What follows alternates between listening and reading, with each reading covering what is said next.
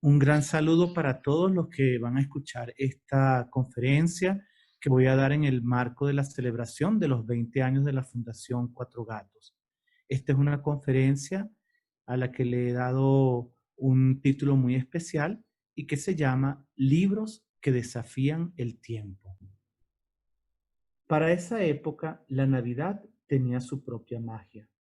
Aún creía en un niño incorpóreo que visitaba todas las casas del mundo para dejar al pie de las camas regalos impredecibles, tan impredecibles como una modesta edición de La Isla del Tesoro envuelta en un insípido papel marrón, sin lazo ni tarjeta.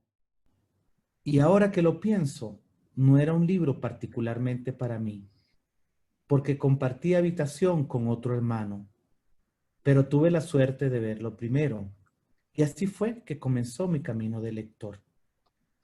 Esas páginas rompieron un dique, se desbordaron las aguas de mi imaginación y poco a poco, cada noche, alumbrado con la luz de una linterna, comenzaba mi otra vida, como un joven tripulante que asumía la aventura de descubrir un tesoro, sin darse cuenta de que por el camino encontraría su propio valor para enfrentar el miedo y lo desconocido. Junto con ese chico de nombre resuelto, Jim Hawkins, viajé. Y puedo jurar que sentí pavor y orgullo, que también me quedé paralizado ante la idea de encararme con un habitante salvaje de la isla y que por momentos pude sentir la arena caliente y el olor del mar. Como dice Paul Auster, la memoria es un sitio real que se puede visitar. Quise compartir este viaje hacia mi propia infancia, azuzado por una pregunta que generó la chispa para esta charla. ¿Qué hace que un libro valga la pena, que sea significativo y por extensión resista el paso del tiempo? ¿Qué generó en mí esa historia que terminaría marcando mi destino para siempre? ¿Por qué me conectó de manera tan fehaciente esta novela? Creo que principalmente porque me permitió asegurar de forma natural ese pacto con la ficción, porque a pesar de que podía salir de ese mundo rendido por el sueño, me resultaba fácil volver a entrar a él, y porque nunca, a mi corta edad, había tenido tantas vivencias tan nuevas y trepidantes como el hecho inconmensurablemente insólito de encontrar un mapa hacia una isla remota, tener que enfrentar cara a cara la muerte o padecer la traición de un compañero de viaje. Aunque he comenzado haciendo referencia a una novela clásica publicada en 1883, mis derroteros para hablar acerca de este tema son otros. Me voy a referir a otros clásicos, los contemporáneos. Sin embargo, he querido retrotraerme a la experiencia más cercana de mis recuerdos para explorar qué hizo que yo sintiera tal magnetismo por un libro que como una profecía me revelara un umbral ineludible, un mundo posible y un cúmulo de emociones que marcaron este primer encuentro con la ficción. ¿Cuántos libros necesita un lector? Hay más libros que estrellas en una noche en alta mar.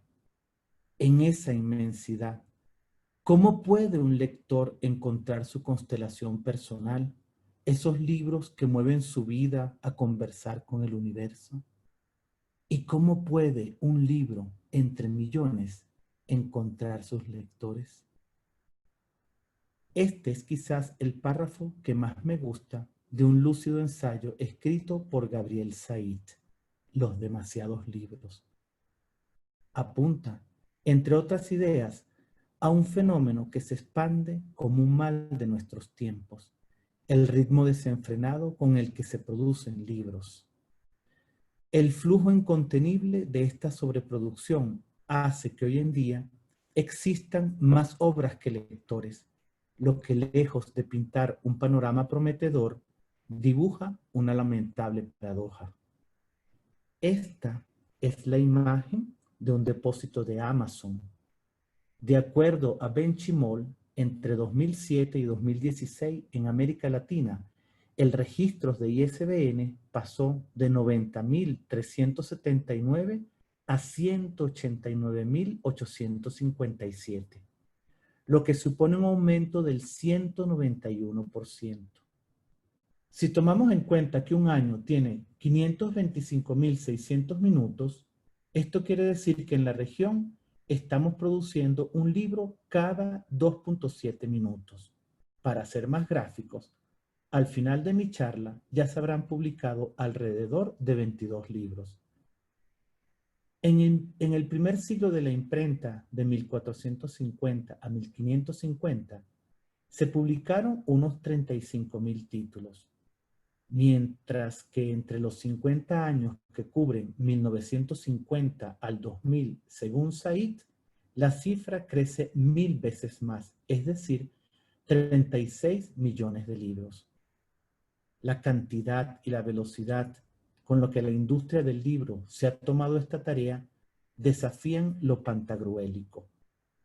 Ni aunque tuviéramos toda una vida dedicada a este ejercicio, podríamos abarcar más allá del 0,016% de este descomunal universo. ¿Es que necesitamos realmente tantos libros para formar lectores? ¿O solo basta con unos cuantos libros maravillosos, de esos que han desafiado el paso del tiempo, de esos que nunca terminan de decir todo lo que tienen que decir, como afirma Ítalo Calvino? En un artículo publicado en la plataforma de información digital de la Fundación Cuatro Gatos, Luisa Mora y José Morán preconizan hace ya más de 10 años una tendencia que hoy es palpable en el sector. En menos y mejores libros para formar lectores, dan cuenta de esta incontinencia editorial en el sector infantil. Hace más de 10 años parecía una revelación. Hoy en día es, a mi juicio, un drama. Y cito: los libros se publican en proporción aritmética, los lectores en proporción geométrica. De no frenarse la pasión por publicar, vamos hacia un mundo con más autores que lectores. Nuevamente citando a Said. Cabría preguntarse qué responsabilidad tienen las editoriales y los editores en este modelo de negocio. Se hacen fuertes apuestas por los bestsellers y se dejan en rezago, o peor aún, se descatalogan, libros que forman parte del backlist y que serenamente se han mantenido en el corazón de los lectores por varias generaciones. Sobre estos libros quisiera detenerme un poco. ¿Qué hace que puedan desafiar el paso del tiempo y qué los hace perdurables? La vida de los árboles. En todas las mitologías del mundo existe la figura del árbol de la vida, el árbol sagrado, el árbol del conocimiento. Su principio vertical lo convierte en un axis mundi que conecta tres planos: lo divino, el terrenal y el inframundo. No puede haber en el planeta un elemento más cósmico y bendito. El nido.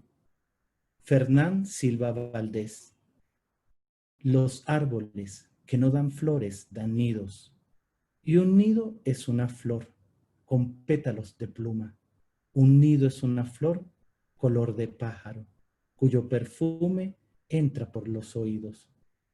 Los árboles que no dan flores dan nidos. ¿Qué experiencia habrá servido de detonante para que el poeta uruguayo Fernán Silva Valdés haya escrito este poema, una celebración profunda y delicada de toda la vida que un árbol puede contener: flores, plumas, nidos? Los árboles, sin embargo, para muchos de los que participan en esta cadena de producción, son sinónimo de celulosa. Claro, la materia prima con la que se fabrica el papel. pero no creo que haya mucha poesía en la celulosa. Los libros, en cierta forma, son árboles muertos. Y creo que la primera responsabilidad que tenemos como editores es asumir que, al menos, como afirma Ana María Machado, cada libro que publiquemos justifique los árboles que se han cortado para hacer su pulpa. ¿Cuántos libros no han merecido siquiera este sacrificio? Imaginemos por un momento lo que implica derribar un árbol, el golpe sordo al caer en tierra, las ramas frágiles que se quiebran en astillas, los pájaros, las larvas, los insectos que dejan de tener un sitio donde vivir, y el silencio frío de un ser que ya ha dejado de existir. ¿Vale la pena esta inmolación por cada libro que publicamos? ¿Qué hace que un libro para niños sea duradero? Sí, definitivamente hay libros para niños maravillosos, imprescindibles. Muchos de ellos entran dentro de una categoría que llamamos clásicos contemporáneos, porque a pesar de que fueron publicados en los últimos 50 o 60 años, se mantienen vigentes, atrapan lectores de distintas geografías y han marcado los derroteros por los que ha avanzado la literatura infantil de calidad.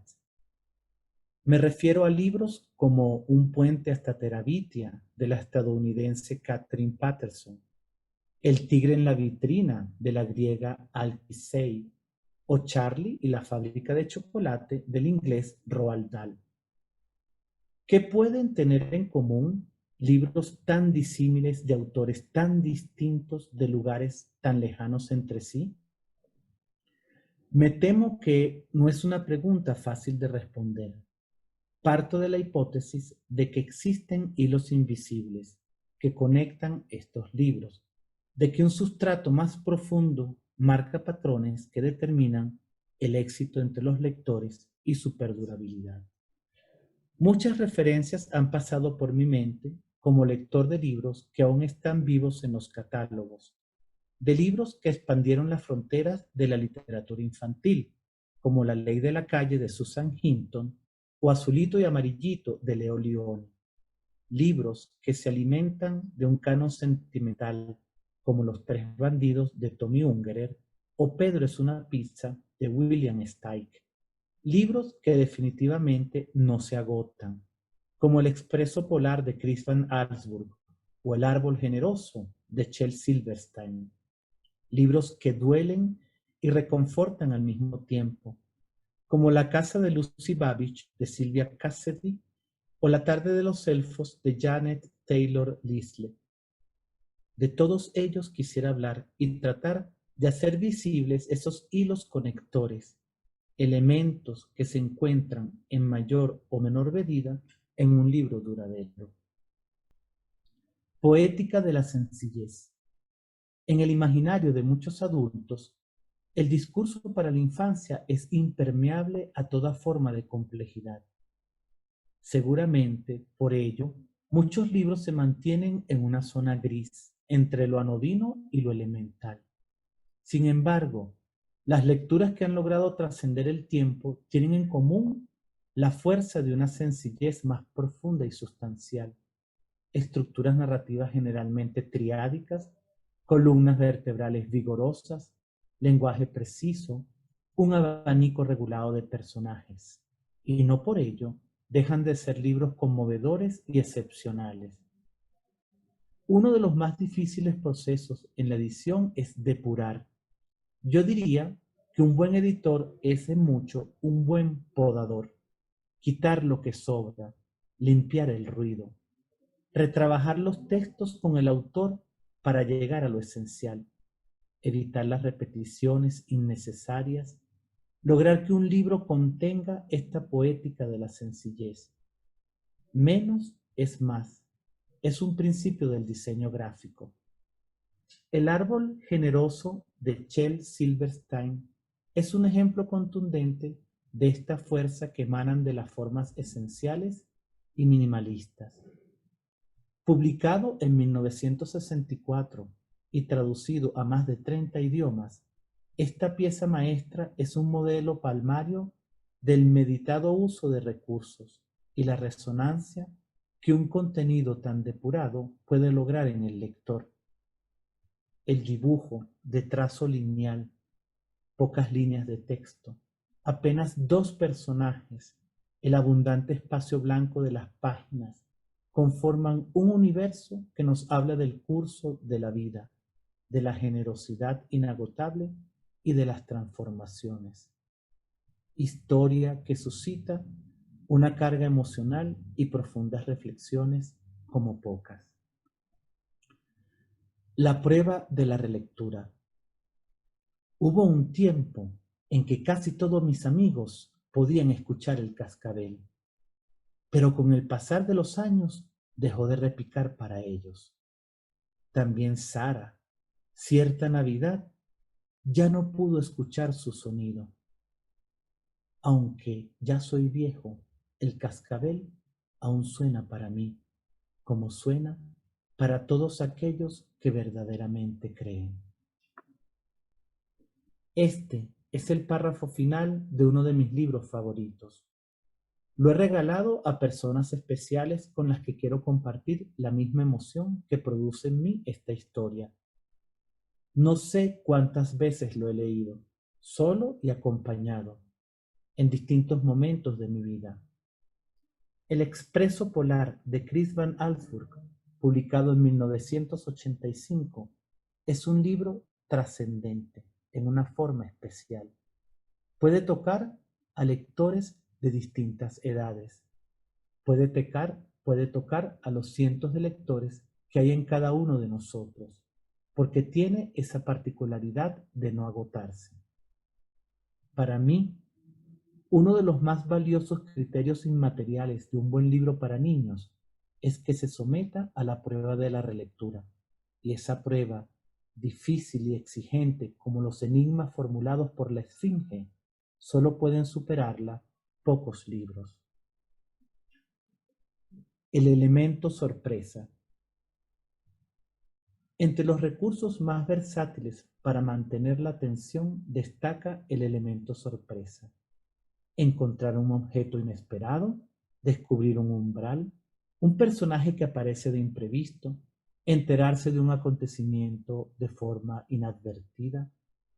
Son todos estos malabarismos que generan expectación o pueden cambiar el curso de una historia, como el hecho de desplazar el elemento sorpresa para la secuencia final, lo que muchas veces cambia la interpretación de una historia. Los niños aman las sorpresas, los contenidos que aparecen de manera impensada por un golpe de efecto mágico, por el azar o por la toma de decisión de un personaje. Silvestre y la piedrecita mágica de William Steig, publicado en 1969, sostiene magistralmente la tensión de toda una historia que contiene episodios de transformación, de encuentros y desencuentros en medio de una larguísima espera a partir del momento en que Silvestre, un burrito soñador, descubre una piedra pequeña, roja y brillante que le cambiará la vida para siempre. En términos narrativos, el elemento sorpresa es vital para generar expectativa y mantener el interés de la historia. Y en términos emocionales, es esencial para conectar a los lectores con el asombro, con esa ferviente y apasionada fascinación de quien está descubriendo el mundo. Cada detalle, por muy natural que sea, puede irradiar un encanto especial si está tocado por el encanto de lo inusitado. Asumir la perspectiva del lector. En nuestro mundo hay una tribu semisalvaje muy especial, muy antigua y ampliamente extendida, a la que antropólogos e historiadores solo han comenzado a prestar atención recientemente. Todos nosotros hemos pertenecido a esta tribu, hemos conocido sus costumbres, sus hábitos y sus ritos, su folclore y sus textos sagrados. Me estoy refiriendo a los niños. Sin embargo, estos textos sagrados de la infancia no siempre son los que recomiendan los mayores, según descubrí muy pronto. Así comienzan Alison Lurie, No se lo cuentes a los mayores, un peculiar ensayo sobre la infancia como un espacio subversivo y sobre los libros que en la tradición inglesa han cautivado a los lectores infantiles. Y es que definitivamente una de las claves más seguras para establecer el puente entre niños y libros tiene que ver con la perspectiva desde la cual se cuenta, los temas que se asumen como parte del imaginario y las preocupaciones de los lectores, la genuina visión del niño o del adolescente. Roald Dahl, quizás el autor infantil más amado, más leído y más transgresor en todo el siglo XX, supo en todos sus libros cómo abordar esta perspectiva. En Charlie y la fábrica de chocolate, escrito en 1964, le regala a los lectores la ilusión de la recompensa, ese modelo que se instala en el deseo de muchos relatos tradicionales, del niño bueno y noble que obtiene un maravilloso premio por sus acciones, pero también revela un conocimiento intuitivo del alma infantil, que se evidencia en la construcción del temperamento de los cuatro contendientes: el goloso Augusto, la insoportable Violette, la incontenible Veruca y el adicto Mike. Todos ellos y el mismo Charlie, retratados desde sus propias debilidades. El mundo descrito tiene la altura de Charlie. Sus deseos y preocupaciones más inmediatas son también las del lector, que hace esa conexión emocional, que mira a los Oompa Loompa con la misma extrañeza y traslada su secreto deseo de satisfacción a una fábrica que literalmente es un país de dulces, de curiosas invenciones y eventos extraordinarios. Crear un mundo posible. Una de las imágenes más arraigadas de la lectura tiene que ver con la capacidad que tienen los libros de hacerte parte de un mundo excepcional. No sabes en qué momento cruzas ese portal intangible y te haces parte de un universo que vives con intensidad. Liberar los límites espaciales y temporales de la realidad cotidiana. Darte un pasaporte para otro lugar y poder llegar a él desde la quietud de tu habitación o la cómoda silla donde estás sentado, seguirá nutriendo el influjo más poderoso de los libros. Maurice Sendak magistralmente logró crear el país simbólico de los monstruos, un lugar que en algún momento de nuestra infancia todos hemos visitado. Este libro, ganador de la medalla Caldecott en 1964, puede considerarse uno de los grandes hitos de la literatura infantil contemporánea. Del mismo modo que Jess y Leslie, los protagonistas de Un puente hasta Terabitia, logran traspasar el cauce que los lleva a un reino mágico, del mismo modo que un tablero misterioso abre las puertas de Jumanji, Max cruza un mar interminable durante días, semanas y meses para llegar a la orilla de un lugar salvaje donde lo esperan terribles fieras. Y es que este lugar solo puede existir en la imaginación de cada lector cada vez que recorre las páginas del libro. ¿Qué puede tener este mundo posible que lo hace tan real y verosímil? En una entrevista que le hace Leonard Marcus a Maurice Sendak, nos recuerda esta anécdota. No mucho tiempo después de que fue publicado Donde viven los monstruos, Maurice Sendak recibió la carta de un niño de 7 años muy decidido. ¿Cuánto cuesta ir al sitio donde viven los monstruos? Si no es caro, mi hermana y yo quisiéramos pasar el verano allí. Por favor, responda pronto. Sendak nunca respondió.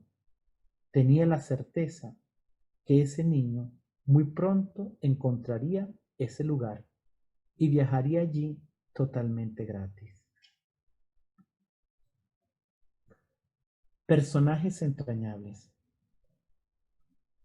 El mundo literario de la infancia está poblado de personajes entrañables. Peter Pan, el niño que se negaba a crecer.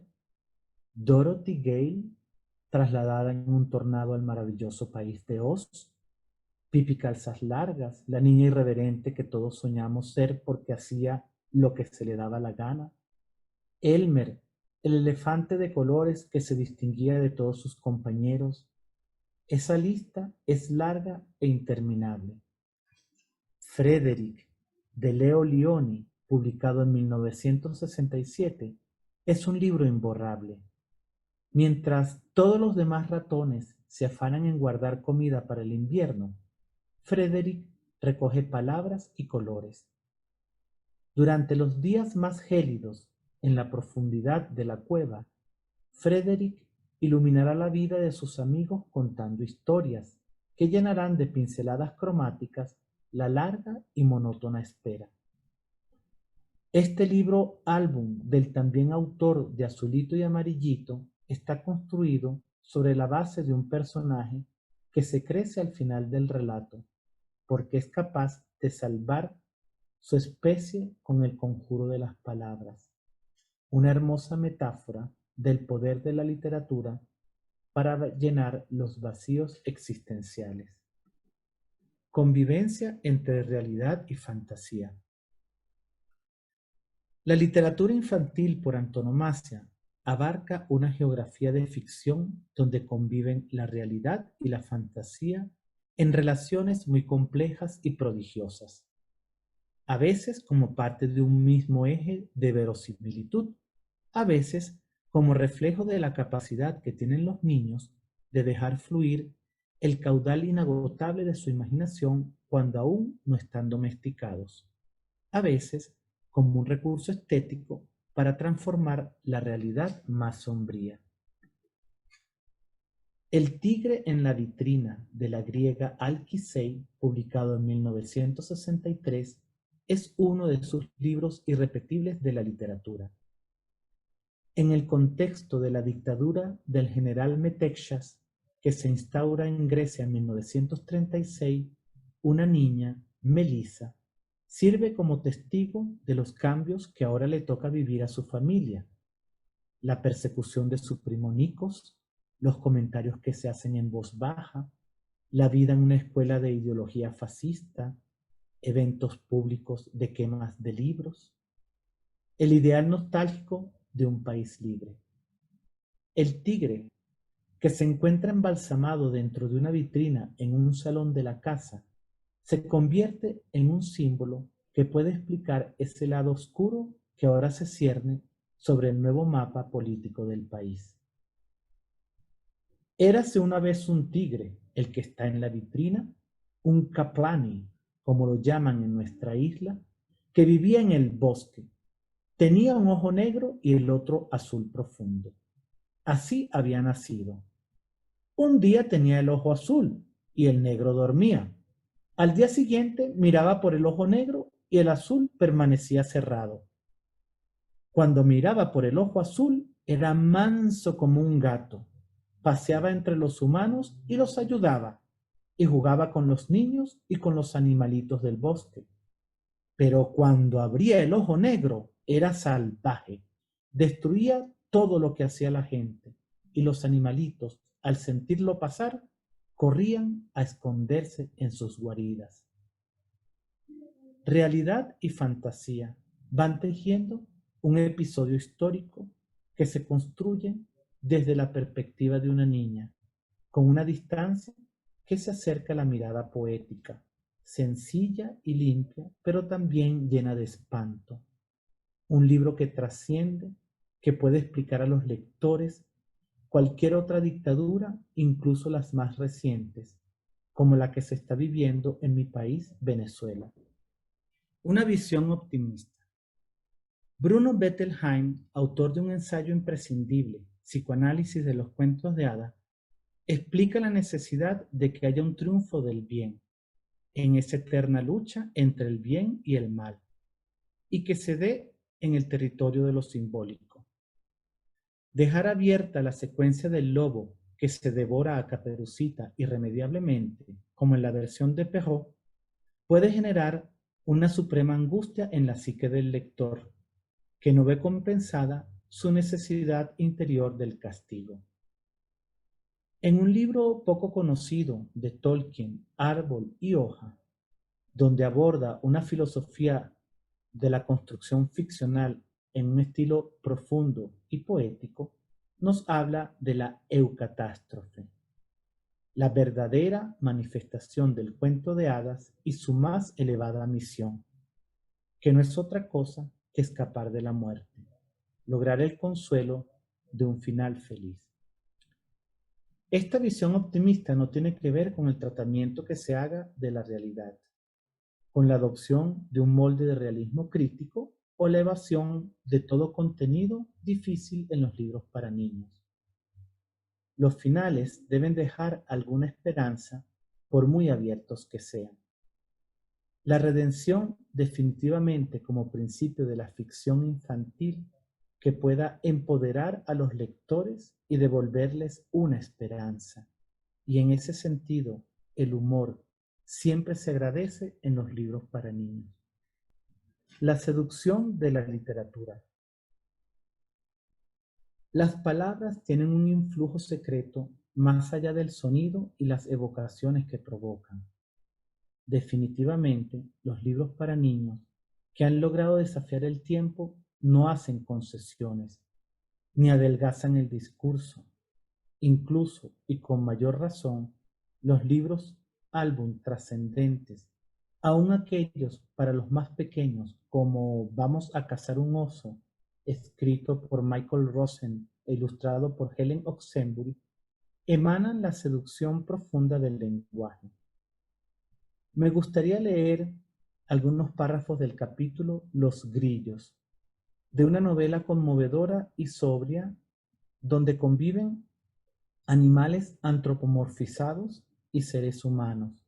Se trata de La telaraña de Carlota, escrita por Edwin Brooks White y publicada por primera vez en 1952. Los grillos cantaban en la hierba.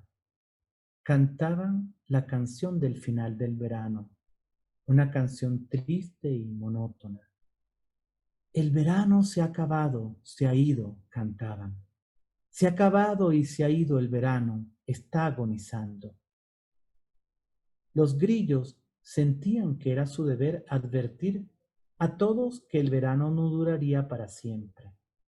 Incluso en los días más hermosos de todo el año, aquellos en el que el verano deja paso al otoño, los grillos esparcían un rumor de melancolía y cambio. Todo el mundo escuchó la canción de los grillos. Avery y Fern Arable la escucharon mientras caminaban por el camino polvoriento. Supieron entonces que la escuela comenzaría de nuevo muy pronto. Los jóvenes ganso la escucharon y supieron que dejarían de ser polluelos. Charlotte la escuchó y supo que ya no tenía mucho tiempo. La señora Zuckerman escuchó los grillos mientras trabajaba en la cocina y una tristeza la invadió. Otro verano que se ha ido, suspiró. Lurby, mientras preparaba otro cajón para Wilbur, escuchó la canción y supo que era el tiempo de cavar papas. El verano se ha acabado, se ha ido, repitieron los grillos. ¿Cuántas noches quedan hasta el frío invernal?, cantaron los grillos. Adiós, verano, adiós, adiós. Las ovejas escucharon los grillos y se sintieron tan inquietas que abrieron un hueco en la cerca y deambularon por el campo más allá de la carretera. La gansa descubrió el hueco y guió a su familia. Caminaron hasta el huerto y se comieron las manzanas que yacían en el piso. Un pequeño arce escuchó la canción de los grillos y sus hojas brillaron rojizas de ansiedad. La muerte, que es el tema central de esta obra, es asumida bajo el principio de la transformación. Todo cambia.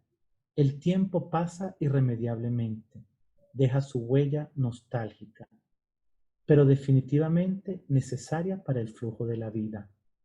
Las repeticiones, las imágenes visuales, el tono poético y el trabajo con palabras esenciales, indudablemente recargan este paisaje de una belleza especial. No habría otra manera de develar ese lenguaje secreto de los grillos al despedir el verano. El favor de los lectores.